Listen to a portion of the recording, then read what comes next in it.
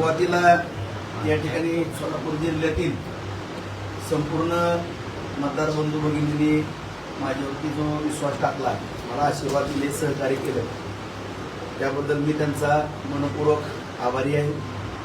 त्याचबरोबर ज्या लोकप्रतिनिधींना मतदानाचा अधिकार त्यांनी निवडून दिलं आणि त्या सर्वांचीच भावना होती की राजभाऊ राऊत सारखा एक कार्यकर्ता या विधान परिषदेवर, त्यांचंही मनपूर्वक या ठिकाणी सुरुवातीला आभार व्यक्त करतो। आणि खऱ्या अर्थानं ज्यांच्या आशीर्वादानं, आदरणीय नरेंद्र मोदी साहेब यांच्या आशीर्वादानं, त्याचबरोबर सर्वांचेच लाडकं नेतृत्व, राज्याचे मुख्यमंत्री आदरणीय देवेंद्र फडणवीस साहेब, शिंदे साहेब, सुनेत्राताई आणि सहकारी मित्र जयभाऊ गोरे या सगळ्यांच्याच मार्गदर्शनातून आज मला या ठिकाणी महायुतीच्या माध्यमातून उमेदवारी मिळाली आणि या सोलापूर विधान परिषदेचा आमदार होण्याचा या ठिकाणी मान मिळाला। या सर्वांचं या ठिकाणी मनपूर्वक आभार या ठिकाणी व्यक्त करतो। या ठिकाणी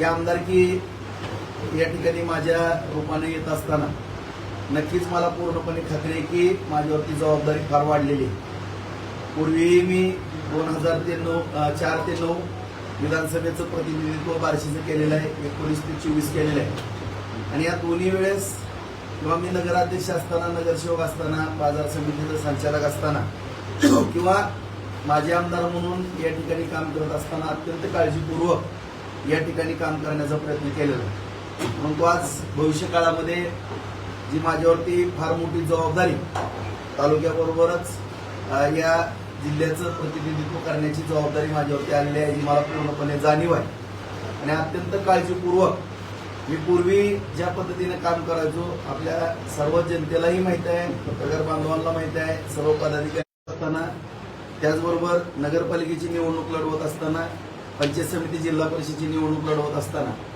फार मोठा विश्वास तालुक्यातील जनतेने पुन्हा एकदा आमच्यावर, त्याचबरोबर 18 सदस्य त्या ठिकाणी आले।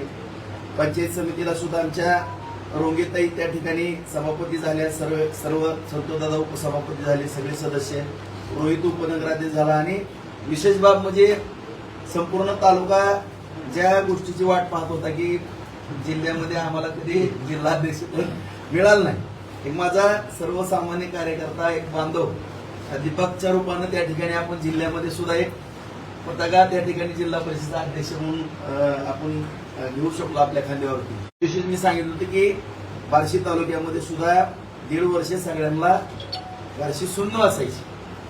हे नेमकं आता आपल्या तालुक्याचं काय होणार, आसपासच्या तालुक्यामध्ये मोठ्या प्रमाणामध्ये निधी मिळतोय, आपल्या तालुक्याची चिंता वाढलेली होती। परंतु बांधवांनो, सत्ता असेल किंवा नसेल, पद असेल किंवा नसेल, अत्यंत काळजीपूर्वक जनतेचे काम करण्याचा वसा आम्ही पहिल्यापासूनच घेतला आणि असं समजण्याचं काही कारण नव्हतं की मी आमदार नसल्यावर कुठंतरी दुर्लक्ष होईल, असाही विषय नव्हता। परंतु मी हात देत नाही, याला काय म्हणजे राजकारणाचा फार छंद दिसतो असं माझ्याबद्दल गैरसमज झाले असते, टीका झाली असते, म्हणून मला काही थोडा काळ थांबावं लागलं। परंतु सगळ्यांच्या आशीर्वादाने एवढं मोठं घवघवीत यश असताना, मिळत असताना आज आमचीही तेवढीच नैतिक जबाबदारी आहे। आज सुरुवातीला या ठिकाणी सांगू इच्छितो की जे बार्शी नगरपालिकेच्या बाबतीमध्ये, पाण्याच्या बाबतीमध्ये, आता मी निवडणुकीमध्ये असताना काही राजकारण झालं दुर्दैवानं, तिथं कुठं म्हणजे मडकी फोड वगैरे असं दुर्दैवी घटना या ठिकाणी नाही घडायला पाहिजे होत्या। मडकं कधी आपण फोडतो आपल्या सगळ्यांनाच माहिती आहे, परंतु अशा वाईट घटना या तालुक्याच्या बाबतीमध्ये घडू नये या मताचा मी आहे। परंतु तातडीनं मी पाठीमागेही सांगितलं की युद्ध पातळीवरती आपण पाईपलाईनचं आपलं काम चालू आहे, कुठेही त्या ठिकाणी अडचण नाही। आज जरी मला बार्शी तालुक्यातली जनता म्हणली की कुर्डवाडी ते पिंपळनेर पर्यंत तुम्ही तशीच पाईपलाईन करा, पूर्ण करा आणि आता पाणी आम्हाला 1-3 महिन्यात देऊ शकतो, परंतु त्याला ज्या काही अडचणी आहेत, पुढच्या 30 वर्षाचं जे संकट येणार आहे की जो 4 लेन होणार आहे आपला टिंबुर्णी ते येडशी, हा 4 लेन करत असताना ती पाईपलाईन मी पाठीमागे पण सांगितलं की मध्यभागी पाईपलाईन त्या ठिकाणी असणार आहे आणि उद्या जर त्याची दुरुस्ती वगैरे करायची तर नॅशनल हायवे आपल्याला परवानगी देणार नाही किंवा मोठा मेंटेनन्सचा खर्च येणार आहे, त्यामुळे आपण थांबलोय।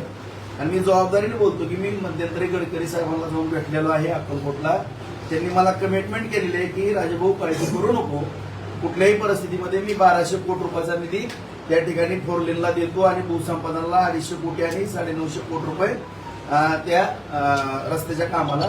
त्यामुळं त्याचीही मंजुरी 1-1.5 महिन्यामध्ये दिल्लीला जाऊन आम्ही आणतोय आणि कुर्डवाडी ते पिंपळनेर या ठिकाणी भूसंपादन करून 250 कोटी भूसंपादन लागणार आहे. एका बाजूने आपण पाईपलाईन घेऊन आमची शब्द होता पालकमंत्री साहेबांचा आणि माझा की आम्ही निवडणूक झाल्याबरोबर आम्ही दिवाळीच्या आसपास पाणी आपलं निवडणूक झाल्याबरोबर पाणी देऊ. परंतु मी सगळ्या जनतेची माफी मागतो तरी सुद्धा की तांत्रिक अडचण आल्यामुळे थोडं आम्हाला 1 वर्षभर आणखी मुदत द्या, कारण हे कायमस्वरूपी रोज 4.5 कोटी लिटर पाणी येणार आहे. आता आपण पाहतोय की पाण्याची अडचण किती आहे आणि भविष्यात त्याला 6 कोटी सुद्धा आपण रोज घेऊ शकतो एक मोटर वाढवल्यानंतर. त्यामुळे एवढं मोठं नियोजन आपण साधारण पुढच्या 30-35 वर्षाचं केलेलं आहे. त्यामुळे कोणी गैरसमज करून घेऊ नये. आणि त्याच्याकरता जे 100 कोटी रुपये कमी पडत होते त्याची सुद्धा बैठक झालेली आहे मंत्रालयामध्ये. आदरणीय देवेंद्र फडणवीस साहेब यांच्या मार्गदर्शनाखाली, शिंदे साहेब, सुनेत्रता यांच्या मार्गदर्शनाखाली भाऊच्या सहकार्यानं 100 कोटी रुपयाचा निधी आपल्याला मंजूर झालेला आहे. पुढच्या येणाऱ्या 15 दिवसामध्ये त्याच्या ऑर्डर आपण बार्शीमध्ये आपण देतोय. त्याचबरोबर इतर विकास कामाला सुद्धा आपण कमीत कमी 50 ते 75 कोटी रुपये अशी साधारण 250 कोटी रुपयाचा निधी येणारा 1-1.5 महिन्यामध्ये बार्शीला या ठिकाणी दिला जाईल. अशा पद्धतीचं नियोजन त्या ठिकाणी. मग त्यामध्ये रस्ते, गटारी, पाईपलाईनचे सगळी काम आहेत.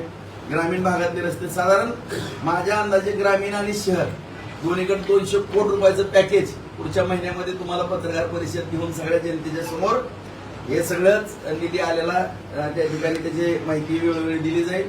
आणि भविष्य काळामध्ये सुद्धा 1200 कोटी रुपयाचा तो निधी आहे. त्याचबरोबर सगळ्यात शेतकरी बांधवांची भावना की पीक विम्याच्या बाबतीमध्ये प्रश्न थोडा गंभीर झालेला आहे. पीक विमा मिळाला आहे, परंतु मी आताच कृषी अधिकाऱ्यांना त्या ठिकाणी बोलवलेलं आहे. त्या ठिकाणी सुद्धा आम्ही पीक विम्याच्या बाबतीमध्ये आदरणीय फडणवीस साहेबांची भेट घेऊन पीक विमा कसा मिळेल त्याकरता प्रयत्न करू. काही पीक विमा कंपन्या त्या ठिकाणी कारण नसताना आपलं शासनाच्या सगळ्या गोष्टी बरोबर असताना अडथळा आणतात. वेळ प्रसंगी शासनाचे त्याच्यावरती शासनाच्या माध्यमातून कारवाईचे सुद्धा आदेश त्या ठिकाणी दिले जातील. आणि जरी काय अडचण आली शेवटी कोर्टात जरी जाऊन आपल्याला काही बाजू मांडायची असेल तर त्या ठिकाणी सुद्धा बाजू मांडली जाईल. आणि भविष्य काळामध्ये तर आपण वेळोवेळी भेटणारच आहोत आणि सातत्यानं विकास कामाच्या बाबतीमध्ये मग 3रा टप्पा उजनीचा असेल किंवा दळणवळणाची साधनं असतील, MIDCचे विषय आहेत, सगळ्या रस्त्यांचे आहेत, फळबागांच्या बाबतीमधला विषय असेल किंवा जिल्हा मध्यवर्ती बँकेच्या माध्यमातून पुढं जिल्हा दूध संघ सुद्धा कसा चालू करता येईल या बाबतीमध्ये सुद्धा आदरणीय देवेंद्र फडणवीस साहेब यांच्या मार्गदर्शनाखाली शिंदे साहेब, सुनेत्रताई आणि जयभाऊंबरोबर चर्चा करून त्या ठिकाणी सुद्धा मोठा आपण निर्णय त्या ठिकाणी घेतोय. एवढंच या ठिकाणी मला या पत्रकार परिषदेच्या माध्यमातून सगळ्यांचे आभार मानण्याकरता मी पत्रकार परिषद बोलवले. कारण निकाल लागला, आमदार झालो की अधिवेशन चालू झालं. सगळ्यांना असं वाटलं की आम्ही एवढ्या भाऊंबद्दल भावना व्यक्त केल्या, आम्हाला भाऊला भेटायला सुद्धा मिळलं नाही. आमचा राजभाऊ कुठे गेला अशी सगळ्यांची भावना. परंतु मी अधिवेशनला होतो. आज मी 3.5 महिन्यापूर्वी मी ब्रेकदर्शनचं तिरुपतीचं दर्शनाचं मला बुकिंग केलेलं आहे. पास मिळालेला आहे. मला दर्शनाची परवानगी त्या ठिकाणी मिळालेली आहे. उद्या 4चं दर्शन आहे. मी तिरुपतीला 1-2 दिवस चालले, नंतर अधिवेशनच आहे. तर माझी सगळ्याला नम्रतेची विनंती आहे या अधिवेशन झाल्यानंतर मी सगळ्या ग्रामीण भागाचा जिल्हा परिषद पंचायत समितीला गुळगुळीत असं यश दिलं, नगरपालिकेला यश दिलं, बाजार समितीला. त्याबद्दल सगळ्यांचे आभार मानण्याकरता संपूर्ण ग्रामीण आणि शहरी भागाचा दौरा करणार आहे. त्या ठिकाणी रोज संध्याकाळी 3 ते 5 गावं असतील, प्रभाग असतील. सगळे माझे बांधव, माझ्या भगिनी, बंधू, पदाधिकारी, दीपक आहेत, माझे वैद्य गरड सर आहेत, रोहित आहेत, संतोषदादा आहेत, माझ्या ताई आहेत, त्याचबरोबर आमच्या रुंगीत आहेत, कपलेत आहेत, त्याचबरोबर उपसभापती आमचे गायकवाडी, सगळी मंडळी, सदस्य, जिल्हा परिषद सदस्य, पंचायत समिती सदस्य, नगरसेवक बंधू भगिनी, सगळेजण आम्ही आभार मानण्याकरता आणि अडीअडचणी जाणून घेण्याकरता संपूर्ण तालुकाभर दौरा करणार. त्यात तुम्हाला सुद्धा आम्ही पत्रकार बांधवांना सामावून घेणार आहोत आणि जनतेच्या अडीअडचणी समजून त्या प्रामाणिकपणानं पहिल्यापेक्षा कित्येक पटीनं ताकदीनं सोडवण्याचा प्रयत्न करू. विधानसभेवर आपण असताना 2.5 वर्षाच्या कार्यकाळामध्ये हजारो कोटींचा निधी आणला आणि बार्शीकर जनतेला ती एक निधीची सवय लागलेली. एवढी मोठ्या प्रमाणामध्ये आपण विकास कामं केली, परंतु आता फक्त बार्शी तालुकाच नाही तर जिल्ह्यातील जनतेच्या आपल्याकडून अपेक्षा आहे. कसं बघता या गोष्टीकडे? मी अगोदरही सांगितलं की माणसाची मानसिकता जर असेल आणि इच्छाशक्ती जर दांडगी असेल तर त्याला पद असो नसो तर त्याची काम करण्याची भावना असेल तर कुठली अडचण येत नाही. आणि आता तर काय झालं की काही गोष्टी न मागता आता शेवटी बघा की एखादं पद नसल्यानंतर माणूस कसा विसरतो, परंतु मला कसं असतं भगवंताच्या दरबारामध्ये कसा न्याय निवाडा असतो बघा की सगळ्या माझ्या बांधवांना सर्वसामान्य कार्यकर्त्यांना या ठिकाणी पद देण्यामध्ये मी यशस्वी झालो. आणि ह्या सगळ्या तालुक्यांनी त्यांना पद दिली. तालुक्याची भावना होती की राजभाऊ दादा रिकामा राहिले. मग भगवंताकडे त्यांनी सगळ्यांनी याचना केली, सगळ्या माझ्या भावांनी बहिणींनी, आणि मला बघून प्रसन्न झाले. आणि योगायोगानं मी काय मला माहित पण नव्हतं, मला ध्यानात पण नव्हतं, आणि योगायोगानं गेलेली आमदारकी पुन्हा माझ्या ह्याच्यात दिलेली आहे. त्यामुळं माझी 100% म्हणजे आता जबाबदारी वाढलेली आहे. त्यामुळं काम आता पहिलं जे काम करत होतो त्याच्यापेक्षा कित्येक तरी पटीनं मला काम करावं लागलं. नक्कीच आपण फडणवीस साहेबांच्या काळातले ताईत आहात. त्यांचे एक लाडके आणि विश्वासू आमदार म्हणून संपूर्ण महाराष्ट्र आपल्याला जाणतोय. आणि आता सध्या बार्शी तालुक्यात नव्हे तर सोलापूर जिल्ह्यातल्या जनतेनं लोकनेते ही पदवी आपल्याला दिलेली आहे. तर एक तुमच्या कार्यकर्तृत्वाचं फळ आहे असं वाटतं तुम्हाला? मुळात मी एकच सांगतो की निष्ठावंत जर असेल ना तर फळ 100% मिळतं. आता उदाहरण आपण पाहिलं असेल की 2019ला आमदार झालो, तसं जर अपक्ष आमदार झाल्यानंतर सत्तेकडे वाडा असतो. सगळ्याला माहित आहे, मी काही जास्त बोललो नाही, पण मला काय कशा पद्धतीनं सांगितलं जायचं की तुम्ही सत्तेकडे या, पदाच्या बाबतीमध्ये असेल किंवा विकास कामाच्या किंवा अन्य बाकी घालणाऱ्या गोष्टी थोड्या ज्या काही चर्चेत असतात अशा बाबतीमध्ये सुद्धा मला काही विषय माझ्यासमोर यायचे. पण मी माझे आमदार असताना आदरणीय देवेंद्र फडणवीस साहेबांनी फार मदत केली त्या विकास कामात. बार्शी तालुक्यामध्ये नगरपालिका आले ते आपले सहकारी मित्र आशिफबाई तिथं होते, पंचायत समिती होती, चांगली विकास कामाला त्यावेळेस पण पीक विमा असेल किंवा नुकसान भरपाई साहेब द्यायची माझे आमदार असताना. आणि साहेब म्हणाले होते की मला राजभाऊ मी तुम्हाला आमदारच करणार. आणि त्यांनी खरोखर मी अपक्ष असताना मला फार मदत केली किंवा विकास कामं करताना असताना जनतेसमोर जाण्याकरता मदत केली. त्याचं एक उत्तर आहे म्हणून मी अपक्ष आलो असताना मी विरोधी पक्ष नेत्याला पाठिंबा दिला. आणि तुम्ही पाहिलंय मला कशा पद्धतीने टॉर्चर केलं जायचं, हे पोलीस यंत्रणेकडनं काय वस्तुस्थिती घडत होती या बार्शी तालुक्यामध्ये मला गुंतवण्याकरता किंवा रणवीरच्या बाबतीमध्ये आपण पाहिलं तरी सुद्धा मी डगमगलो नाही. साहेबांनी विरोधी पक्ष नेते असताना अख्खी विधानसभा अंगावर घेतली. पाहिलंय सगळ्यांनी कसला प्रश्न पोलीस स्टेशनला घ्यावा लागला, एवढ्या घटना घडल्या. आणि अशा माणसाच्या पाठीशी मी उभारलो. आणि जरी माझा पराभव झाला विधानसभेला तरी त्यांनी माझ्यासारख्या कार्यकर्त्याला एक प्रामाणिक आहे, निष्ठावंत आहे, जीवाला जीव देणारा कार्यकर्ता आहे या माध्यमातून माझ्यासारख्या कार्यकर्त्यावर त्यांची नजर होती आणि निष्ठावंताला फळ मिळतंय याचं ज्वलंत उदाहरण. भाऊ तुम्ही निवडून आलात त्या रात्री संपूर्ण बार्शी शहरात जल्लोष चालू होता.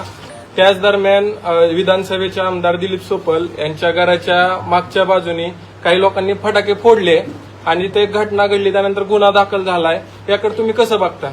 मी या मताचा आहे की अशी घटना घडताच कामा नये. ह्या गोष्टीचा मी म्हणजे अत्यंत खेद व्यक्त करतो की अशी घटना घडायला नाही पाहिजे. परंतु जी झालंय ते चुकीचं झालेलं आहे आणि काही नावही चुकीच्या पद्धतीने आलेले आहे. मी PIशी बोललेलो आहे आणि अशी घटना पुढं कधी घडणार नाही ह्याच्या बाबतीमध्ये मी खबरदारी घेणार आहे. कारण कुणीतरी काय जो प्रकार केला आणखी मी माहिती घेतोय नेमकं खरं काय खोटं काय, परंतु ही घडलेली गोष्ट अत्यंत चुकीची आहे. मी त्या दिवशी सुद्धा पत्रकार परिषदेमध्ये सोलापूरला सांगितलं होतं की त्यांनी जरी या तालुक्याचं नेतृत्व करत असले तरी त्यांचा ना आमचा काय बांधाला बांध नाही. शेवटी काय तत्वाचे विषय आहेत की त्यांची तत्व त्यांच्याजवळ आहेत, आमची तत्व. याचा अर्थ असा नाही की त्यांच्या घराच्या बाबतीमध्ये अशी घटना घडावी आम्हाला काय तर आनंद मिळेल असा विषय कधीच नाही. आमच्या पण कोणाच्या बाबतीमध्ये घडू नये, त्यांच्या बाबतीमध्ये घडू नये.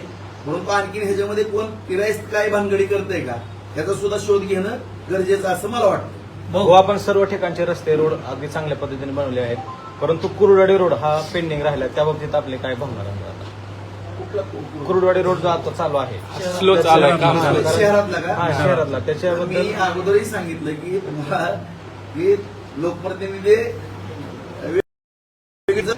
तुम्हीच माझ्याबरोबर धुतलं असतं मला. आता तुम्ही त्याचं स्पीड बघा तुम्हाला, म्हणजे आता ते जे 10चा स्पीड होता ते तुम्हाला 200चा दिसत. लवकर काम पूर्ण होईल, काळजी करू नका. भाऊ DCC बँकेची थकबाकी आपण परवा प्रचारात म्हणाला होता की फक्त माळशिरस आणि बार्शीमध्ये आहे, त्याच्या संदर्भात पुढची निवडणूक प्रशासक कधी हाटणार आणि त्या थकीत रकमेसाठी आपलं पुढचं पाऊल काय असेल? नक्कीच त्याच्यात कोर्टाच्या निर्देशाप्रमाणे कारवाई चालू आहे आणि आदरणीय फडणवीस साहेबांच्या मार्गदर्शनाखाली आम्ही बैठक घेतोय सगळ्याच जिल्ह्यातल्या आजी माजी आमदार पालकमंत्री महोदयांच्या सगळ्याच्या समन्वयातनं लवकरच निवडणूक लावू आणि त्या ठिकाणी टीसीसी बँक आहे ही भारतीय जनता पार्टीच्या महायुतीच्या म्हणजे त्याच्यात राजकारण नसतंय खरं, परंतु त्या विचाराची बँक त्या ठिकाणी निर्माण होईल आणि या बँकेच्या माध्यमातून माझ्या सगळ्या शेतकरी बांधवांना चांगल्या पद्धतीचा न्याय दिला जाईल आणि या बँकेच्या माध्यमातून आज ताकदीनं जो दुग्ध संघ बंद पडलेला आहे तो सुद्धा दुग्ध संघ चांगल्या पद्धतीने कसा चालवता येईल ह्याच्या बाबतीमध्ये आम्ही सकारात्मक विचार करू. भाऊ, तुम्ही देवेंद्र फडणवीस साहेबांना पहिलंच पत्र भगवंत तीर्थक्षेत्र आडाखेऱ्याचं घेऊन गेलात, त्या संदर्भात बातम्या देखील झाल्या, परंतु काय चर्चा झाली, काय सांगितलं फडणवीस साहेबांनी त्यावेळेस? आपला जिल्हा नियोजन समितीच्या माध्यमातून डीपीटीसीच्या माध्यमातून आपण ठराव वगैरे करून सगळी प्रक्रिया पूर्ण करून आपल्या श्री भगवंत तीर्थक्षेत्राचा दर्जा द्यावा असा आपण ठराव वगैरे करून ती सगळी प्रक्रिया पूर्ण झाली. कमिशनर साहेबांकडे काय थोडा किंचित प्रलंबित विषय आणि शासन दरबारी तर ब वर्गाचा आपण दर्जा मागतोय. अ ब क असे 3 दर्जे असतात. अ जो दर्जा आहे त्याला 100% अनुदान आहे, तो एक देश पातळीवरचा दर्जा आहे. उदाहरणार्थ पंढरपूर तीर्थक्षेत्र, विठ्ठल रुक्मिणी मातेचं, स्वामी समर्थांचा असेल, शिर्डी साईबाबांचा असेल, तुळजापूरचा असेल, हे तीर्थक्षेत्र त्यामध्ये येतात. परंतु अ वर्गाला आपल्याला वेळ लागतो, परंतु ब वर्गाचा जो आपण मागतोय त्याच्यामध्ये एक त्या परिपत्रकामध्ये एक अट आहे 4 नंबर कॉलमला की 25% नगरपालिकेनं त्याच्यामध्ये कॉन्ट्रीब्युशन द्यावं, 25% देवस्थाननी द्यावं आणि 50% शासनाने. परंतु आपली तेवढी नगरपालिका एवढं मोठी रक्कम जर आपल्या आता आसपास 300 कोटीच्या आसपास आपला आराखडा आहे. आता तो 300 कोटीचा जर मंजूर करायचा म्हणलं तर 75 कोटी नगरपालिका आणि 75 कोटी देवस्थान आणि 150 कोटी सरकार, तर असं आपली 75 कोटी आपण भरू शकत.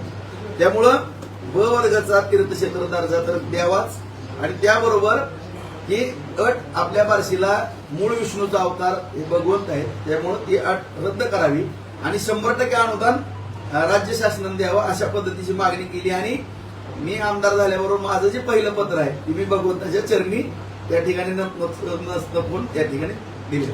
बार्शी तालुक्याच्या सर्वांगीण विकासासाठी तुमचं पुढचं विजन काय असेल? नक्कीच या ठिकाणी खरोखर पाहायला गेलं तर माझ्याकडून फार मोठ्या अपेक्षा सगळ्यांच्याच आहे, त्याची जाणीव मला 100% आहे. मी रात्रीचा दिवस करून ज्या काही माझ्या म्हणजे मनामध्ये ज्या भावना कल्पना आहेत 3 MIDC आपण करतोय. आज 50,000 एकर जमीन आपली ओलिताखाली येते. 37 साठवण तलावापैकी आपले जवळपास 31 साठवण तलाव आता पूर्ण झालेले, काही कामं चालू आहेत, काही थोड्या अडचणीमुळे थांबलेले. आणखीनही 50 साठवण तलाव आपण या ठिकाणी नव्यानं करतोय. 3रा टप्पा आपला आता तावडीच्या तलावामध्ये पाणी पडलं आणि तिथून आपण ढाळे पिंपळगावमध्ये पाणी नेतो. 50,000 एकर जमीन आता ह्या सगळ्या ह्याच्यामध्ये किटीवेर, साठवण तलाव आणि उपसा सिंचन ह्याच्यामध्ये ओलिताखाली येते. म्हणजे जवळपास आता पाणी आपल्या शेतामध्ये आले, आपल्याला सगळ्यालाच माहिती, आपण तुम्ही साक्षीदार त्याचे. आता 3रा टप्पा जो घेतोय त्याच्यामध्ये आणि साठवण तलाव त्याच्यामधून 50,000 एकर जमीन आपण ओलिताखाली आणतो. नंबर 1. दुसरा 1 MIDC आपली झाली गाताचीवाडीची, 50-55 आपले कारखाने उभा राहिलेले छोटे मोठे, आणखीन तिथं सपोर्ट करून कारखाने उभा करण्याचं काम करतोय. आणि आणखीन ही जामगाव, उपळाई आणि वैरा 3 MIDC आपण उपळाईला पण जागा पाहिलेली, वैरागला पण पाहिलेली आणि जामगावचे पण जागेचं थोडं आणखीन चेंजेस करायचे. त्या 3 MIDC आपण मंजूर करतोय. तिथेही काही मोठा उद्योग आणि छोटे मोठे उद्योग अशा पद्धतीने आपण काम करतो, जेणेकरून रोजगार निर्मिती आणि बागायत क्षेत्र. आणि जे मी त्या दिवशी म्हणलं की आपला आवर्षण पुनर्वसन मधला जरी तालुका असला, आता पाणी तरी येणार आहे, परंतु द्राक्ष उत्पादक आपल्याला नैसर्गिक आपल्याला देणगी की द्राक्षे असतील, आंबा असेल, बोर असेल, ह्याच्यावरती आपला जास्त फोकस करून ऊसाबरोबर जातात. सगळी प्रत्येक शेतकरी बांधवांना आपापल्या पद्धतीने पिकं घ्यावी त्याच्याबद्दल दुमत नाही, परंतु मनुक्याला आपण फोकस जास्त करतोय. बार्शी केशर हा ब्रँड आपण या ठिकाणी निर्माण करतोय. अशा रीतीनं परत शेळी मेंढीचा आपला जो प्रकल्प आहे तो त्याला सपोर्ट चांगला करतोय, कुक्कुटपालनला करतोय आणि दुग्ध व्यवसाय. त्या सगळ्या बाजूनं अहोरात्र त्याला मर्यादाच नसणार त्या कामाला. अशा पद्धतीनं आपण काम करून रोजगार निर्मिती, शेतीचं बागायत क्षेत्र वाढवणं, त्याच्याकरता टोकाला जाऊन ज्या गोष्टी करायच्या ती करणार. भाऊ शेतकऱ्यांचा एक एक असा प्रश्न आहे, गेल्या वर्षी अतिवृष्टीमुळे शेतकरी अडचणीत आला आणि यावर्षी जून महिना संपत आलाय, म्हणजे संपलाय, तरी देखील आणखीन पाऊस नाहीये. शेतकरी खूप चिंतेत आहेत. त्या बाबतीत आपण कसं बघताय? नाही, आपल्याला सगळ्यालाच माहित आहे की संपूर्ण देशामध्ये राज्यामध्ये दुष्काळी परिस्थिती पुढे दिसून येते. तरी सुद्धा शेवटी आपण भावनिकतेवरती आणि श्रद्धेवरती चालणारी माणसं, भगवंताच्या चरणी, पांडुरंगाच्या चरणी, तिरुपती चरणी एवढीच प्रार्थना करेन की बाबा देवा पाऊस चांगला पडू दे, माझ्या बळीराजाला सुखी समाधानी ठेव. आणि ह्याच्यातनं सुद्धा दुर्दैवी काय घटना घडली तर शासन पाठीशी राहणारच आहे. ज्या पद्धतीनं पूर्वी दुष्काळाची मदत दिली, पडून दे दुष्काळ, परंतु जर दुर्दैवानं काय शेवटी निसर्ग आहे, जर घटना काय अशी घडली तर आपण सगळ्या शेतकऱ्याच्या पाठीशी खंबीरपणानं उभा राहू. आताच मी पीक विम्याचं पण बोललो, त्याच्या बाबतीमध्ये सुद्धा पाठपुरावा करू. भाऊ एक प्रश्न होता की बार्शी शहरामध्ये स्पीड ब्रेकर चुकीच्या पद्धतीने बसवण्यात आले. कालच एक माजी नगरसेवक होते, त्यांना त्याचा त्रास झाला, त्यांनी स्वतः आमच्याविषयी बोलून दाखवलं आणि स्वतः वैयक्तिक तुम्ही त्या गोष्टीला ही झालेले आहेत, तुम्हाला त्याचा त्रास माहिती आहे, तर तुम्ही काय ह्या चुकीच्या स्पीड ब्रेकर बद्दल करणार? आता ह्याच्यामध्ये दोन प्रवाह आहेत. अशी मंडळीचं काय आंदोलन होतात की स्पीड ब्रेकर व्हावा आणि झाल्यानंतर ती गाडी चालल्यानंतर असं त्याच्यावरनं कुणीतरी उडून पडतंय, टोकवरती पडतंय. त्यांना माझी भाची सुद्धा खांडवीला त्या दिवशी करून. आता काही ठिकाणी गाड्या स्पीडमध्ये येतात, त्याखाली ऍक्सिडेंट. हे आम्ही सुद्धा, आमचा सुद्धा मनामध्ये संभ्रम आहे की नेमकं करायचं काय. म्हणजे अशी दुविधामन अवस्था झालेली आहे. त्याच्या बाबतीमध्ये तिथली प्राप्त परिस्थिती बघूनच निर्णय घेणं उचित होईल असं मला वाटतं. अकलूजची सभा, तुमची सभा कधी आहे? पालकमंत्र्यांनी दिलं उत्तर. पालकमंत्री महोदय मला म्हणले की राजेभाऊ आता त्या गोष्टीला फार महत्व देऊ नका. आता जे काही गोष्टी त्यांच्या नशिबात होत्या त्या घडायला लागलेल्या आहेत आणि त्यांच्या बाबतीमध्ये संपूर्ण जिल्ह्याने ओळखलेला आहे काय विषय आहे. त्यांची जागा त्यांना दाखवली. त्या गोष्टीला आता महत्व देऊ नका, विकास कामाला महत्व द्या. त्यामुळे जरा मला वाटतं मी विकास कामाला महत्व दिलेलं बरं नाही. भाऊ खासदार ओमराजे निंबाळकरांनी तुमच्या महायुतीमध्ये प्रवेश केलेला आहे, आता तुम्ही ह्याच्याकडे कसं बघताय? शेवटी आमच्या सगळ्यांची करते आदरणीय मोदी साहेबांच्या मार्गदर्शनाखाली देवेंद्र फडणवीस साहेब आहे. शेवटी काही राज्याचं राजकारण करत असताना किंवा देशाच्या काही घडामोडी खासदारांच्या बाबतीमध्ये असतील किंवा आमदारांच्या बाबतीमध्ये विधानसभेचे असतील किंवा राज्याचे प्रश्न असतील ते त्यांना माहीत असतील. आपण त्यांच्या एवढे हुशार नसतो. त्यांनी ज्या सांगण गोष्टी नेते मंडळींनी त्या ऐकून आपल्या पद्धतीने काम करणं योग्य असं मला वाटतं.